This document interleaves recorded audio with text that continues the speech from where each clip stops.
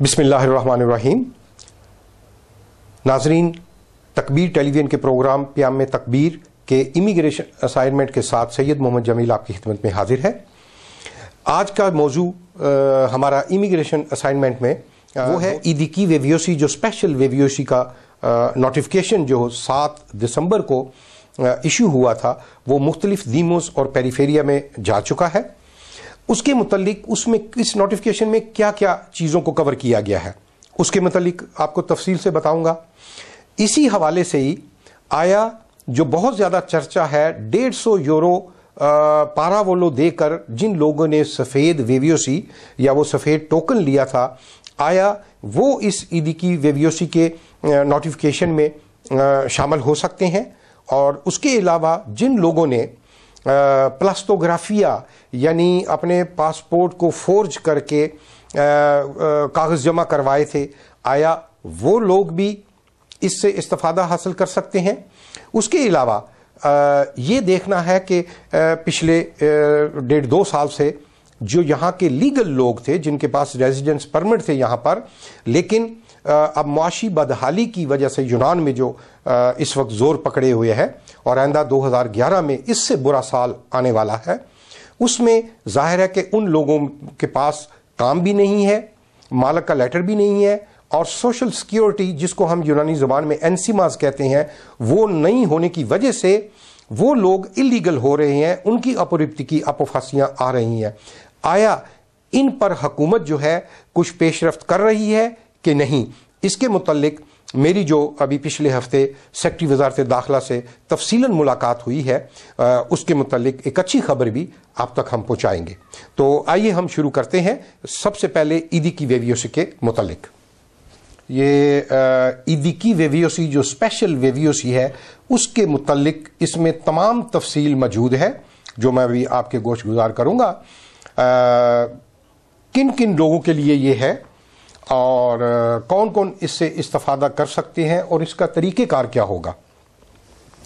2005 की इमिग्रेशन में जिन लोगों ने जिस भी तरीके से अपने कागजात जमा करवा के, जो उस वक्त कानून के मुताबिक थे, जो उस वक्त के कानून की डिमांड थी, जो सबूत उनको चाहिए थे, उसके मुताबिक कागजात जमा करवा कर उनको नीली वेवियोसी मिली हो, ये सबसे अव्वलीन शर्त है इस नोटिफिकेशन की।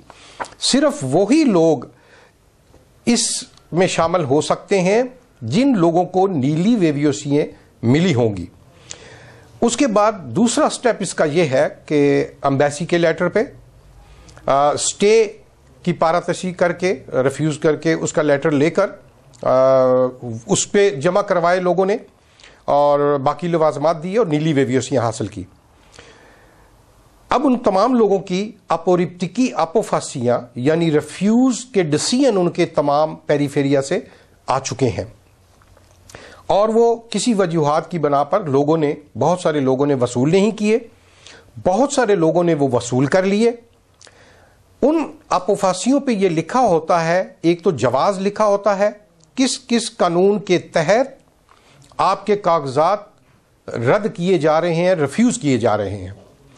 सबसे आखिर में ये हर अपोफासी में लिखा होता है कि जिस वक्त आप दीमोस में जाते हैं, अपनी नीली वेवियोसी वापस करते हैं और दस्तखत कर कर वो अपोफासी वसूल करते हैं, उस दिन से 60 दिन के अंदर अंदर आप उस डिसीजन के खिलाफ अपील करने का हक हासिल करते हैं।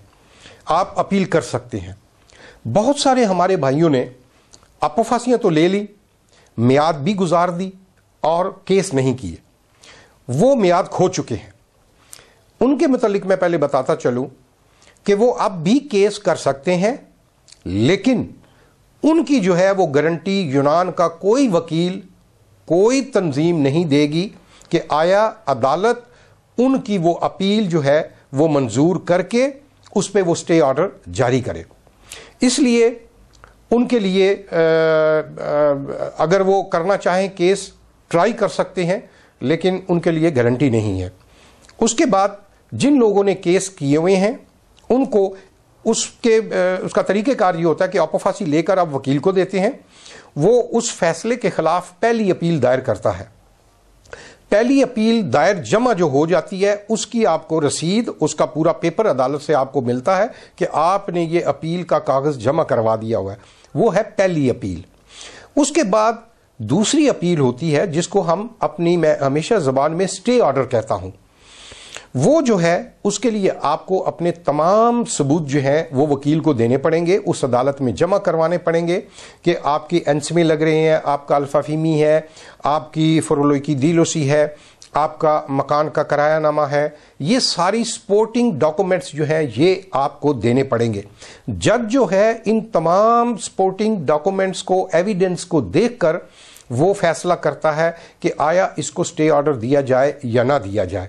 जिन लोगों को वो स्टे ऑर्डर मिल जाता है वो जो है स्टे ऑर्डर लेकर उसके बाद अदालत से एक और वीवीओसी जो है ये इस नोटिफिकेशन के मुताबिक आपको लेनी पड़ेगी, वो दे देते हैं।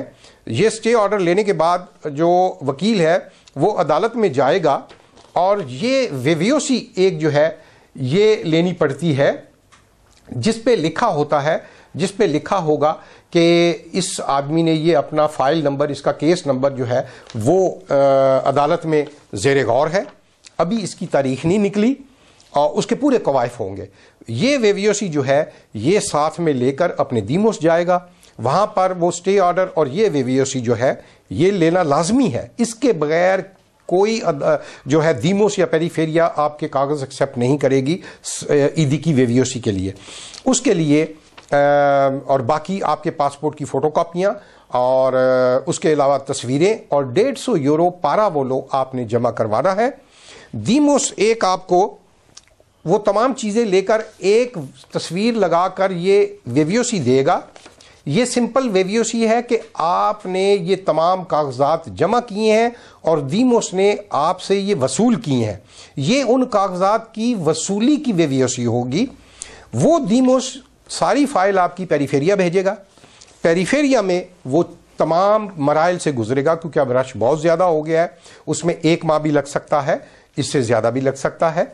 उसके बाद पेरीफेरिया वहाँ से एक ईदी की वीवीओसी, स्पेशल वीवीओसी जो है सफ़ेद रंग की, वो भेजेगा आपको जिसपे तस्वीर लगी होगी।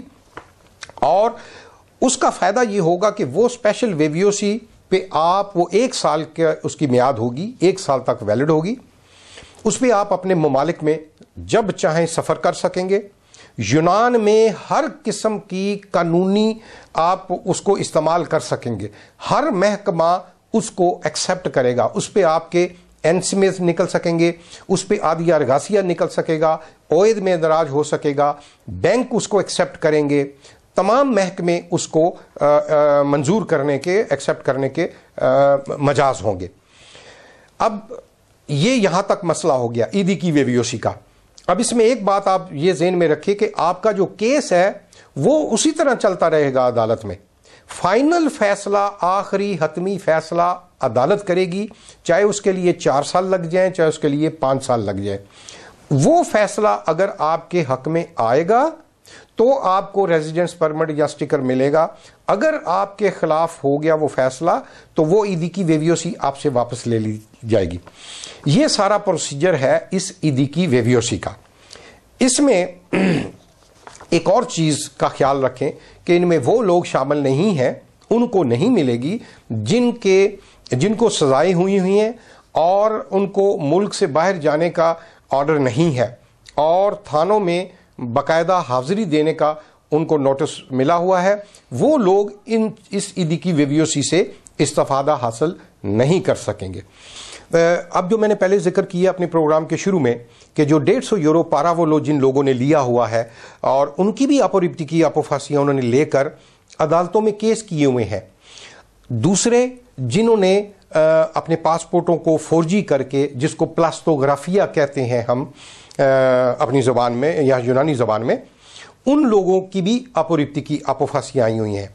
आया ये 2 कैटेगरीज जो है इस स्पेशल वीवीओसी, ईदी की वीवीओसी के कानून में के अंदर ये आ सकते हैं, इससे फ़ायदा उठा सकते हैं?